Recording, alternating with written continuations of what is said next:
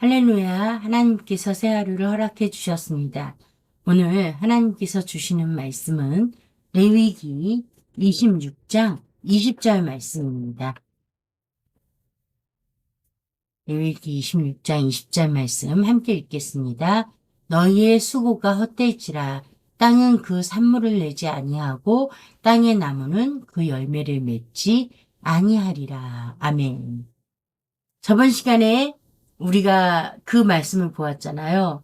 하나님께서 치료를 시작하셨다. 그래서 하늘은 철과 같게 되고 땅도 녹과 같이 될 것이다. 그 결과로 오늘 이 20절 말씀이 있는 거예요. 19절의 결과예요. 어떤 결과가 일어나요? 이스라엘의 수고가 헛되다는 거예요. 수고는 많이 했는데 어떠한 결과가 없었다. 그게 뭐예요? 땅은 산물을 내지 않고 땅의 나무는 그 열매를 맺지 아니할 것이다. 라고 말씀하고 계세요. 자, 왜 이렇게 됐나요? 결국은 이스라엘이 하나님의 말씀을 청종하지 않아서 잘못된 지식을 갖게 된 거예요. 하나님의 말씀대로 살지 않고 하나님의 그 말씀을 제대로 듣지 않아서 오해했든 전혀 듣지 않아서 자기가 갖고 있는 지식으로 살았든 그게 무엇이 됐든 간에 이 이스라엘 백성은 하나님에 대해서 모르는 거예요. 잘못한 거예요. 그 결과가 어떻게 나타나요? 바로 죄의 결과로 나타난다라는 거예요. 하나님을 모르는 것, 하나님을 알려고 하지 않는 것. 자, 로마서 10장 3절에 의하면 하나님의 의를 모르고 자기 의를 세우려고 힘써 하나님의 의에 복종하지 않는다 라고 기록하고 있어요. 기가 막히죠? 하나님의 의를 모른다는 거예요. 전혀 모른다는 거예요. 그런데 자기 의를 세우려고 입술로는 하나님을 말하지만 실제로는 자신의 의를 세우려고 힘써 하나님의 의에 복종하지 않는다.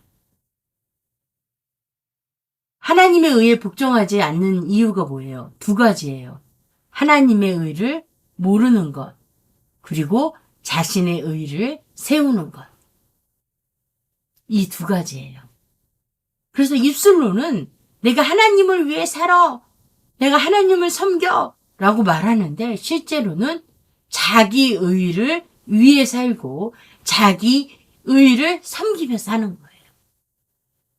잘못된 지식은요, 죄로 향하게 돼 있어요. 오늘날도 마찬가지입니다. 저와 여러분은 어쩌면 신천지와 같은 이단들 뿐만이 아니라 저와 여러분이 하나님에 대해서 얼마나 알고 계시나요? 잘 알고 계시나요? 하나님의 말씀을 다 이해하고 계신가요? 하나님의 심정을 다 알고 계신가요? 또 알고 싶어서 부지런히 노력하시나요? 우리가 과연 하나님을 얼마나 알고 있을까요?